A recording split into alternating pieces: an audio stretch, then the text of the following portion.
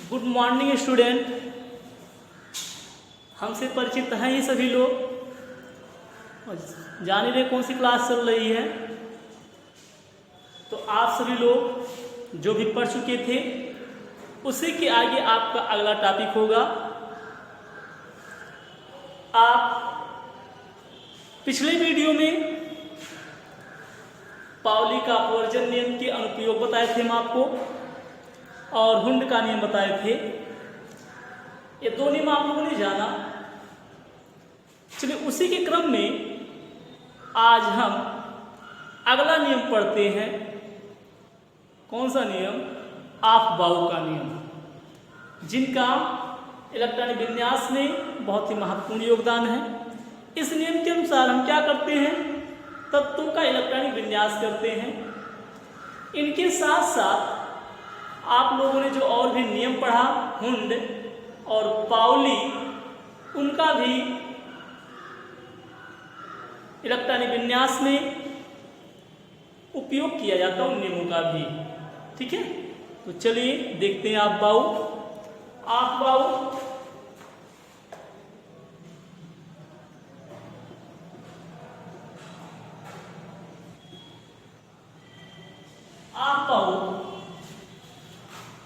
Of बाउ का नियम, ऑफ बाउ का नियम। ठीक है, ऑफ बाउ नियम या इसे ऑफ बाउ का सिद्धांत भी कहते हैं। ऑफ बाउ सिद्धांत हम लिखते हैं, चाहे सिद्धांत को या नियम कहते हैं। ऑफ बाउ सिद्धांत। ठीक, ऑफ बाउ प्रिंसिपल,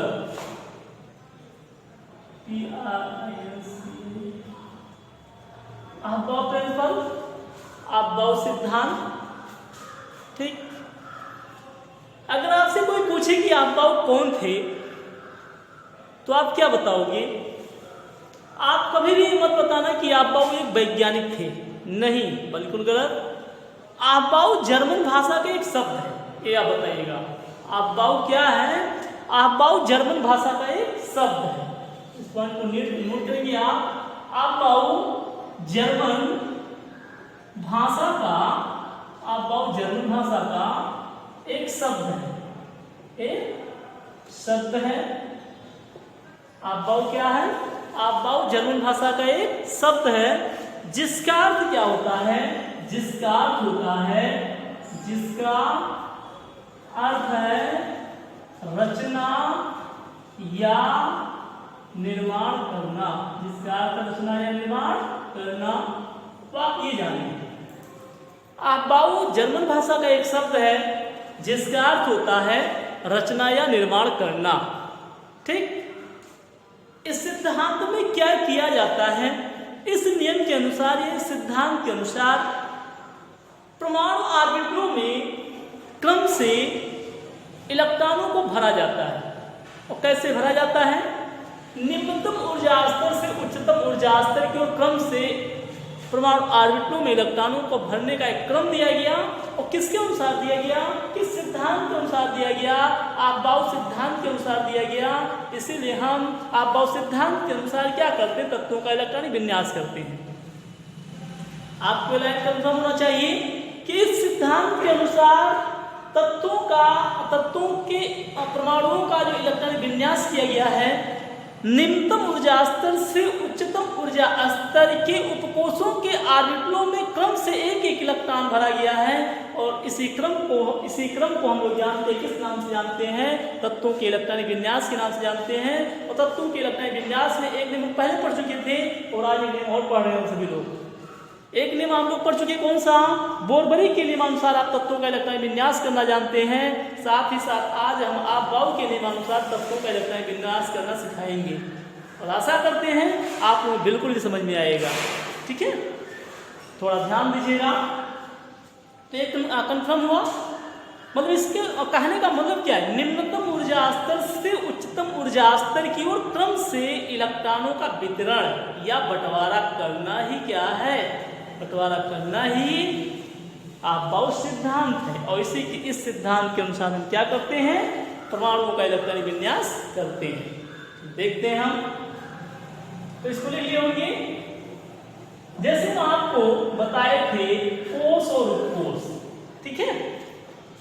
कोष हम आपको बता दिए थे, और किस कोष में कितने उपकोष होते हैं और उस उपकोष में कितने ऑर्बिटल होते हैं, ये आप जान चुके हैं।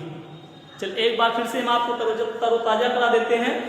पहले कोष में मात्र एक उपकोष होता है जिसे आप 1s से प्रदर्शित करते हैं। दूसरे कोष में दो कोष होते हैं, 2s और 2p, और इसमें कुल कितने ऑर्बिटल होते हैं? कुल 4 ऑर्बिटल होते हैं। एक p के 3 ऑर्बिटल और s के 1 ऑर्बिटल, 3 है 4। और पहले कोष में एक ऑर्बिटल होता है केवल s का। कंफर्म है? तीसरे कोष में 3 उपकोष होते हैं, 3s 3p 3d। तो आप जानते हैं यहाँ पे कुल कितने ऑर्बिटल होंगे? s का 1 ऑर्बिटल, p का 3 ऑर्बिटल, 3 1 4 और 5 9, d के 5 ऑर्बिटल। कुल कितने ऑर्बिटल तीसरे कोष में हुई? 9 ऑर्बिटल। और चौथे कोष में कुल कितने ऑर्बिटल होंगे? आप जान रहे हैं, s के 1, p के 3, d के 5। तो कितना हो गया? 9 और 7 किसके हुए? 7 f के हुए। 9 7 16, कुल 16 ऑर्बिटल हैं। कुल मिला के 32 इलेक्ट्रॉन भेजा सकते हैं। आपको बताया गया था प्रत्येक ऑर्बिटल में विपरीत स्पिन के मात्र 2 ही इलेक्ट्रॉन भेजा सकते हैं। तो आपको अगर ऑर्बिटलों की संख्या पता है तो आप जान सकते हो उसमें कितने इलेक्ट्रॉन भेजे जा सकते हैं। कंफर्म है ना? तो चलो देखते हैं। आपबाउ सिद्धांत के अनुसार ऑर्बिटलों में इलेक्ट्रॉनों के भरने का क्रम, ठीक है? आपबाउ सिद्धांत के अनुसार आपबाउ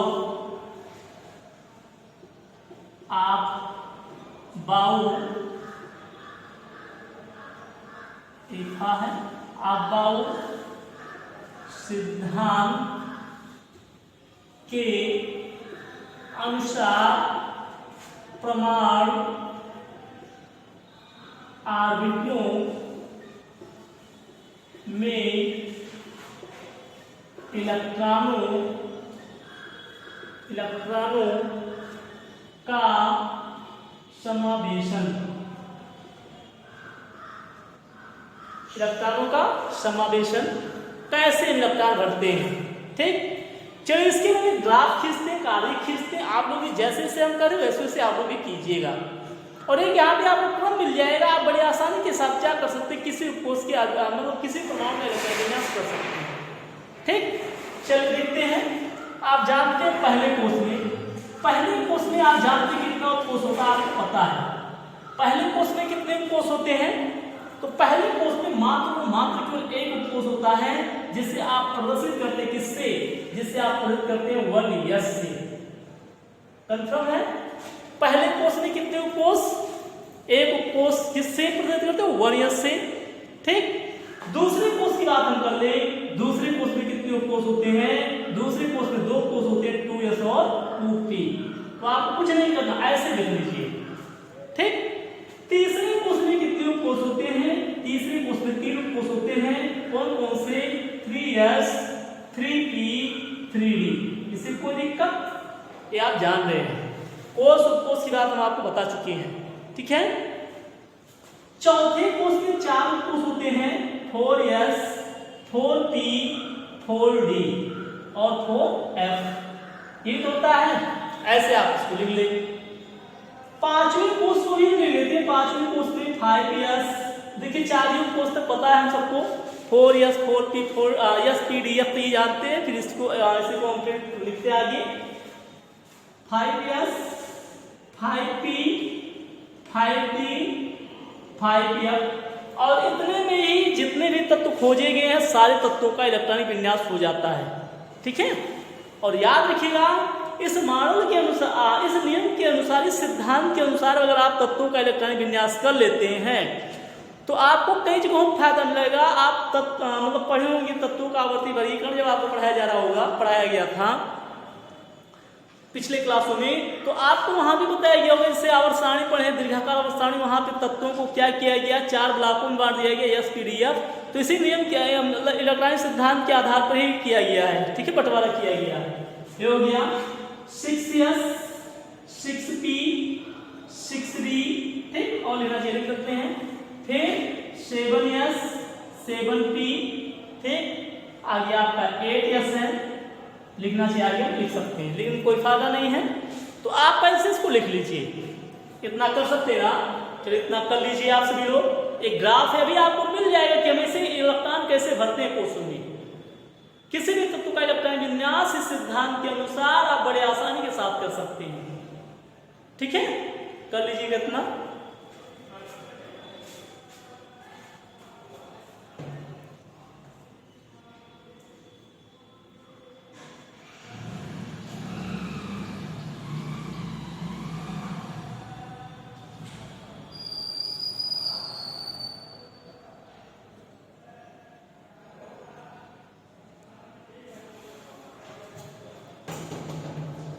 हो गया इतना। चलिए आगे देखते हैं हम कैसे आगे में आगे करना है। देखिएगा आपको कुछ नहीं करना, ऐसे आप लाइन खींच दें, ठीक, या ऐसे काट दीजिए।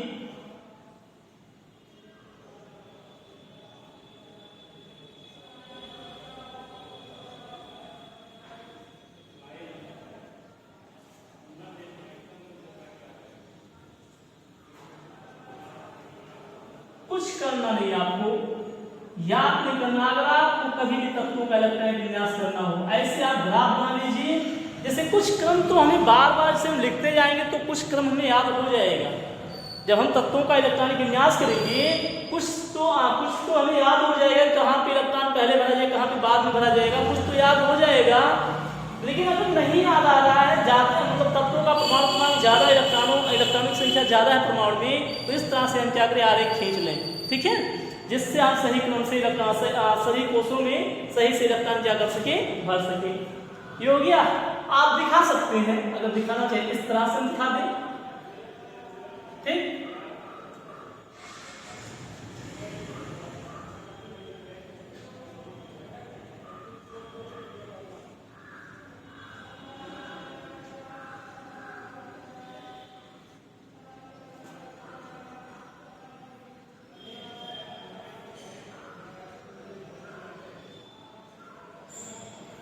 ये हो गया आपका। इसके मतलब क्या हुआ, देखिए सबसे पहले इलेक्ट्रॉन किसमें भर रहा है, सबसे पहले इलेक्ट्रॉन 1s में भरा जाता है। किसमें भरा जाता है, 1s में। तो आप अगर लिखना चाहिए लिख लीजिएगा। कहाँ पे लिख दें हम, यहाँ पे लिख देते हैं। ठीक, दिखाई नहीं दे रहा है, हम यहाँ पे लिख देते हैं। ठीक, सबसे पहले आप इलेक्ट्रॉन कहाँ पे भरोगे, सबसे पहले इलेक्ट्रॉन आप 1s में भर। देखिएगा ऐसे क्रम तो आ रहा है, जहां पे जो पहले आ रहा है इलेक्ट्रॉन हम पहले उसमें भर दें। ठीक, अगर आप देखना चाहिए हम इसको यहां से मिलाकर दिखा सकते हैं, इसके बाद आपको मिल रहा है, इस तरह से मिलता रहेगा। ठीक, अगर ऐसा कर तो आपको और इस समझ में मतलब दिक्कत होने लगेगी। इसलिए हम क्या करते हैं, उसको देख रहे सीधे सबसे पहले कहाँ पे, 1s में। इलेक्ट्रॉन सबसे पहले आप कहाँ पे भरोगे, 1s में। जिसकी ऊर्जा स्तर सबसे कम होगी इलेक्ट्रॉन उसी में हम सबसे पहले भरेंगे। तो आप लोग जानते हैं, आपको पहले तो आप पढ़े होंगे, बोहर का मॉडल पढ़े होंगे, आपको बताया गया था नाभिक होता है, नाभिक के बाहर कितनी कक्षाएं होती हैं, ऐसा बताया गया था। और इन्हीं कोषों या कक्षाओं में इलेक्ट्रॉन होते हैं। आपको बताया गया था कि परमाणु जैसे जैसे क्या होती है, नाभिक से कोषों की दूरी जैसे जैसे बढ़ती जाती है, नाभिक से कोषों की दूरी जैसे जैसे क्या होती जाती है, बढ़ती जाती है, ऊर्जा स्तर क्या होता जाता है, वैसे वैसे बढ़ता जाता है। अर्थात नाभिक के समीप जो भी कोष है उसकी ऊर्जा स्तर क्या होगी, सबसे कम होगी। और पहला कोष आपका यही है ना, n बराबर 1, पहला कोष यही है। पहले कोष में मात्र एक कोष होता है 1s, ये तो है। आपका दूसरा कोष शुरू हो जाता है, दूसरे कोष में आप जानते हैं 2 कोष है, कौन कौन से, 2s और 2p, यही है ना। उसके बाद आपका आता है तीसरा कोष 3p 3d। तो आप देख रहे हैं जो जितना नाभिक के समीप होगा उसकी ऊर्जा स्तर उतनी ही कम होगी। तो इलेक्ट्रॉन कहाँ पे भरे जाते हैं, इलेक्ट्रॉन हमेशा निम्नतम ऊर्जा स्तर से उच्चतम ऊर्जा स्तर में ही भरे जाते हैं। और आप जानते हैं जो नाभिक के जितना समीप होगा उसकी ऊर्जा स्तर उतना ही क्या होगी, उतनी ही कम होगी। तो आप बता सकते हैं किस कोष और किस उपकोष की ऊर्जा स्तर सबसे कम होती है। पहले कोष की ऊर्जा स्तर सबसे कम होती है, और पहले कोष में मात्र एक उपकोष होता है, कौन सा, 1s। अर्थात 1s में इलेक्ट्रॉन सबसे पहले भरा जाएगा। ये हो गया। तो देखिए ऊपर से अगर आपको समझ में आ गया होगा तो पहले कोष में इलेक्ट्रॉन सबसे पहले भरेंगे, उसके बाद इसकी ऊर्जा स्तर भी सबसे कम है ना, उसके बाद हम कहाँ पे इलेक्ट्रॉन भरते हैं, दूसरे कोष में। दूसरे कोष की ऊर्जा स्तर 1s से ज्यादा है कि नहीं, ज्यादा है, इसमें भर दिया गया।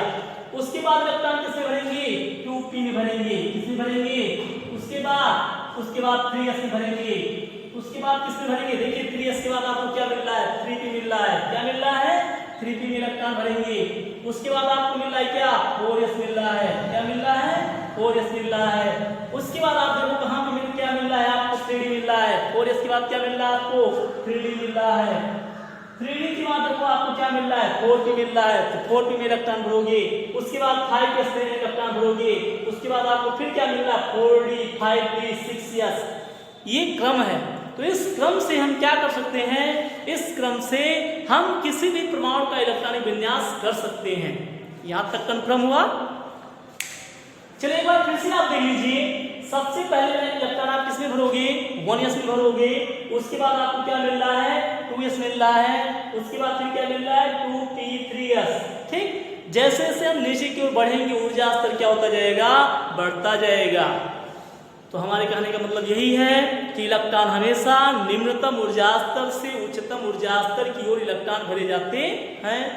तो क्रम आप याद कर सकते हैं, अगर आप ऐसे ग्राफ खींच लें, आरेख खींच लें, उनका क्रम आप बना सकते हैं। और अगर आपने आरेख खींच लिया, क्रम बना लिया, तो आप तत्वों का इलेक्ट्रॉनिक विन्यास बड़े आसानी के साथ कर सकते हैं। कुछ नहीं करना है आपको।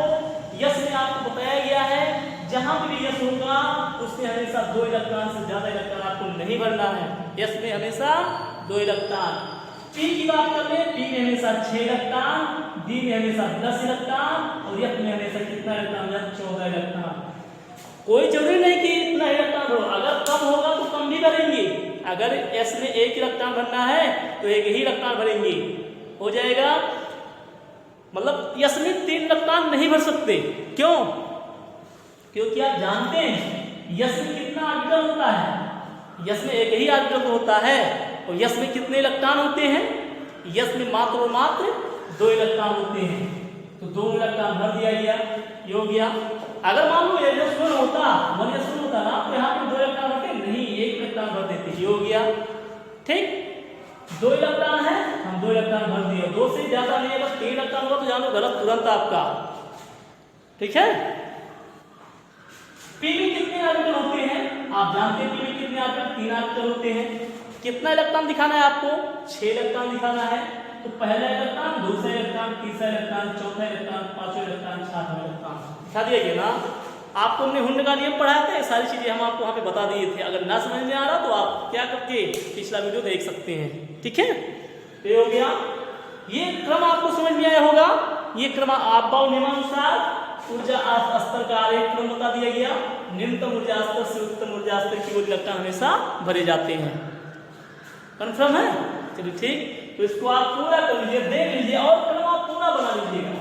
आपको बना चाहिए पूरा क्रम जो है, आप यहां तक आइएगा, इसको यहां तक लिखिएगा। ठीक है। 3D के बाद क्या आएगा, 3D के बाद आप जो भी क्रम होगा, क्रम आगे बढ़ा करके हमारे व्हाट्सएप नंबर पर भेज दीजिएगा। आपको पता चल जाएगी आप लोगों ने पूरा वीडियो देखा है। ठीक, और अगर इतना कर लेते हैं तो आपको इलेक्ट्रॉनिक विन्यास करने में कोई समस्या नहीं होगी और आप इलेक्ट्रॉनिक विन्यास करना जाने, क्योंकि रसायन विज्ञान का एक मेन आधार इलेक्ट्रॉनिक विन्यास भी है। आप जब तक रसायन विज्ञान पढ़ोगे तब तक आपको तत्व मिलते रहेंगे, प्रमाण मिलते रहेंगे, इलेक्ट्रॉन ऐसे दिखाई देगा कि हाँ इसका इलेक्ट्रॉनिक विन्यास ये है, या मतलब इसकी संयोजकता कितना है। आप संयोजकता के द्वारा भी क्या कर सकते हैं, इलेक्ट्रॉनिक विन्यास के द्वारा भी क्या कर सकते हैं, किसी तत्व की संयोजकता, आपसे अवस्था, ये सब बता सकते हैं। ठीक, तो ये सारी चीजें आप करें, इलेक्ट्रॉनिक विन्यास जरूर आप लोग करें तत्वों का। ठीक है, चलिए ठीक, तो ये हो गया। चलिए आगे एक नियम और दिया गया आपको, N+L नियम। कौन सा नियम, N+L रूल, N+L नियम। ये भी इलेक्ट्रॉनिक विन्यास में महत्वपूर्ण भूमिका अदा करता है। जैसे आप क्या करते हैं, कुछ तत्वों का इलेक्ट्रॉनिक विन्यास करते हैं, कुछ तत्वों का इलेक्ट्रॉनिक विन्यास करते हैं। आपको ये नहीं पता है कि इलेक्ट्रॉन हम किस उपकोष में पहले भरें और किस उपकोष में बाद में भरें। तो वहां पर हम क्या करते हैं, N+L नियम लागू करते हैं। कौन सा नियम लागू करते हैं, N+L नियम। ठीक, तो चलिए पहले थोड़ा सा देख लेते हैं तत्वों का इलेक्ट्रॉनिक विन्यास, उसके बाद हम आपको N+L का नियम भी आज बता देते हैं। ठीक है, देखिए हम आपबाउ नियम के अनुसार इलेक्ट्रॉनिक विन्यास कर रहे हैं हाइड्रोजन का। क्रम से एक तत्व का देखते हैं, हाइड्रोजन। हाइड्रोजन का परमाणु क्रमांक कितना होता है आप जानते हैं, हाइड्रोजन का परमाणु क्रमांक 1 होता है। ठीक, हाइड्रोजन का परमाणु क्रमांक 1 है। आप देखिएगा कहीं हम लिख रहे हैं यहाँ पे तो आप देखते रहे, हाइड्रोजन का परमाणु क्रमांक 1, इलेक्ट्रॉन विन्यास कीजिए। सब हाइड्रोजन का परमाणु क्रमांक 1 है ना, आपको पता होना चाहिए हाइड्रोजन में कितना इलेक्ट्रॉन है। हाइड्रोजन में 1 इलेक्ट्रॉन है, क्योंकि आप जानते हैं परमाणु क्रमांक बराबर इलेक्ट्रॉनों की संख्या। तो परमाणु क्रमांक 1 है तो इलेक्ट्रॉनों की संख्या भी 1 है। एक ही का तो बंटवारा करना है, तो आप क्या करो, कैसे इलेक्ट्रॉन विन्यास करोगे बताओ। सबसे पहले किस उपकोष में इलेक्ट्रॉन भरा जाता है? सबसे पहले कोष की पहले कोष में ही भरा जाता है। और पहले कोष में कितने उपकोष है? 1s। तो आपको कुछ नहीं करना, सीधे लिखो 1s। हो गया। यस में कितने इलेक्ट्रॉन भरना है? 1 इलेक्ट्रॉन भरना है। आपने 1 इलेक्ट्रॉन भर दिया, ये हो गया आपका क्या, हाइड्रोजन का इलेक्ट्रॉन विन्यास। कोई दिक्कत? हाइड्रोजन का इलेक्ट्रॉन विन्यास हो गया। अगर हीलियम का इलेक्ट्रॉन विन्यास करने को कहें, इसका इलेक्ट्रॉन विन्यास, हीलियम का इलेक्ट्रॉन विन्यास करने को कहें तो आप हीलियम का इलेक्ट्रॉन विन्यास कर सकते हैं। हीलियम का परमाणु क्रमांक 2 क्या होगा? 1s2। इससे कोई दिक्कत नहीं ना? हो गया। फिर हम लिथियम का इलेक्ट्रॉन विन्यास करने को कहें, लिथियम का परमाणु क्रमांक 3 होता है। कितना होता है? 3। बताओ क्या अगर हम ऐसे लिखें 1s3, क्या लिख दें 1s3, क्या इसका इलेक्ट्रॉन विन्यास ये है? हाँ, कमेंट करके बताइए यस और नो। इलेक्ट्रॉन विन्यास गलत है ना, इलेक्ट्रॉन विन्यास सही नहीं है। क्यों? क्योंकि आप जानते हैं यस उपकोष में मात्र 1 ऑर्बिटल होता है और 1 ऑर्बिटल में 2 से ज्यादा इलेक्ट्रॉन नहीं भरे जा सकते हैं। जैसे आप यस में 3 इलेक्ट्रॉन भरोगे, तुरंत आप कहीं भी अगर 3 इलेक्ट्रॉन भर दे, पूरा इलेक्ट्रॉन विन्यास आपका गलत हो गया। ठीक, तो आप क्या करोगे यहाँ पे, आप 1s2 यस में 2 इलेक्ट्रॉन भर देना। आगे आपको देखना है कि परमाणु क्रमांक 3 यहाँ पे है तो इलेक्ट्रॉन में 3 होगा यहाँ पे, और अभी आपने 2 ही केवल लिखा है, 1 और होगा ना। तो अगला इलेक्ट्रॉन अब आप कहाँ भरोगे? अगला इलेक्ट्रॉन आप 2s में लाओगे। 1s के बाद कौन सा उपकोष आ जाता है? दूसरा उपकोष आ जाता है। कौन सा होता है? 2s। तो 2s में कितने इलेक्ट्रॉन भरोगे आप? 2s में कितने इलेक्ट्रॉन भरना है? केवल 1 इलेक्ट्रॉन भरोगे। ये हो गया आपका किसका? ये आपका हो गया लिथियम का इलेक्ट्रॉन विन्यास। लिथियम का किसका इलेक्ट्रॉन विन्यास हो गया? लिथियम। इसी तरह से बेरिलियम हो जाएगा, यहाँ पे 2 इलेक्ट्रॉन। बोरान का इलेक्ट्रॉन विन्यास करते हैं, किसका? बोरान का परमाणु क्रमांक होता है कितना? बोरान का परमाणु क्रमांक 5। बोरान का परमाणु क्रमांक 5 है। इसके इलेक्ट्रॉन विन्यास करें तो क्या होगा? इलेक्ट्रॉन विन्यास करते हैं 1s2 हो गया।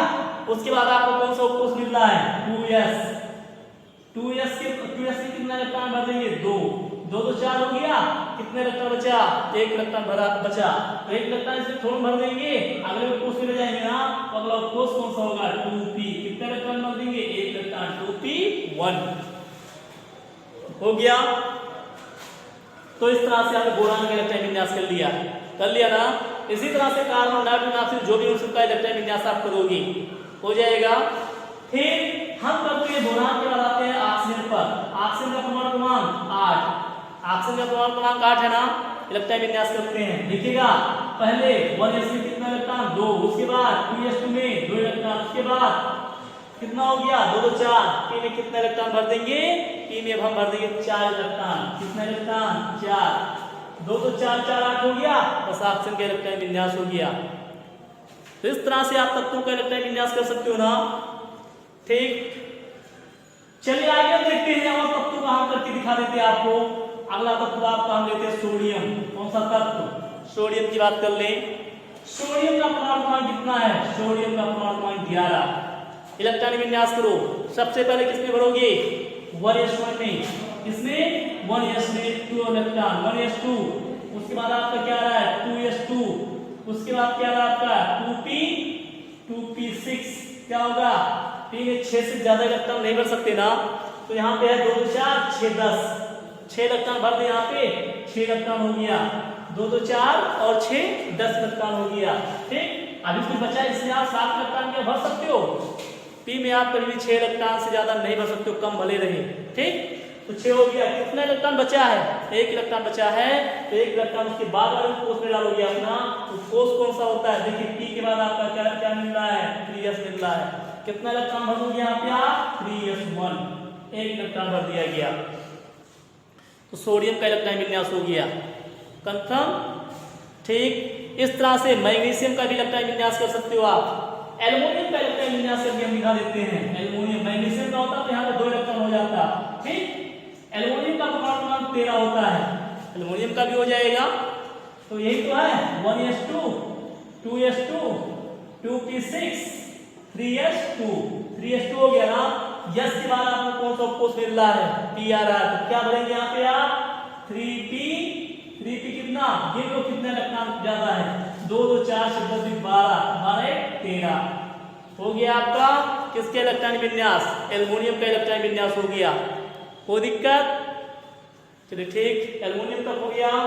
इसी तरह से और भी तत्वों का अगर आप करना चाहें, जिस तत्व का उस तत्व का हम करके दिखाते हैं। हम आपको दिखाते हैं पोटेशियम का इलेक्ट्रॉन विन्यास, किसका, पोटेशियम 19, ठीक। इसका इलेक्ट्रॉन विन्यास हम करते हैं 19 का। तो आपका दायित्व है कम से कम आप 30 तक के तत्वों के संकेत याद कर लो, परमाणु क्रमांक याद कर लो, ठीक है। परमाणु भार भी याद करना चाहिए, परमाणु भार भी याद कर लें आप सभी लोग। तो देख लेते हैं, हाँ आपको बता दिया गया 12 तक जो भी यहाँ पे देखते हैं 1s2 2s2 2p6 क्रम आपको देख लेना 3s 3s2 3p6 4s जो भी होगा देख लेते कितना इलेक्ट्रॉन है, 2 2 4 6 10 2 12 6 18 और 19 हो गया ना। तो इस तरह से आप इलेक्ट्रॉन विन्यास कर सकते हो। अगर कैल्शियम होता तो यहाँ पे क्या लिख लेते, 2 लिख लेते, 20 के इलेक्ट्रॉन विन्यास हो जाता, ठीक। तो कैल्शियम भी हो जाएगा, पोटेशियम भी हो गया। चलो 21 का देख लेते हैं, 21 के इलेक्ट्रॉन विन्यास करते हैं। किसका परमाणु क्रमांक 21 होता है, स्कैंडियम का परमाणु क्रमांक 21 होता है। इसके इलेक्ट्रॉन विन्यास कर लेते हैं। तो 20 तक का आप लोग देख चुके, ये लिखे हम 1s2 2s2 2p6 3s2 3p6 4s 4s2 3d। आप देखो कितना इलेक्ट्रॉन होगा, 2 2 4 6 10 12 6 18 20 और 21 ये हो गया 4s2 3d 1। किसके इलेक्ट्रॉन विन्यास हो गया, स्कैंडियम का, ठीक। चलिए आइए मेरे क्रोमियम का देख लेते हैं। क्रोमियम को लेकर अपवाद है, हम इसी का इलेक्ट्रॉन विन्यास कर लेते हैं। चलिए देखते हैं। तो यहां तक आप जान रहे हैं 1s2 2s2 2p6 3s2 3p6 4s2 और 3d क्या हो जाएगा, 2 2 4 6 10 12 6 18 20 20 4 24। ये इलेक्ट्रॉनिक विन्यास है क्रोमियम का आपबाउ नियम के अनुसार। किसके अनुसार, आपबाउ नियम के अनुसार इलेक्ट्रॉनिक विन्यास है क्रोमियम का। लेकिन यहाँ पे अपवाद है।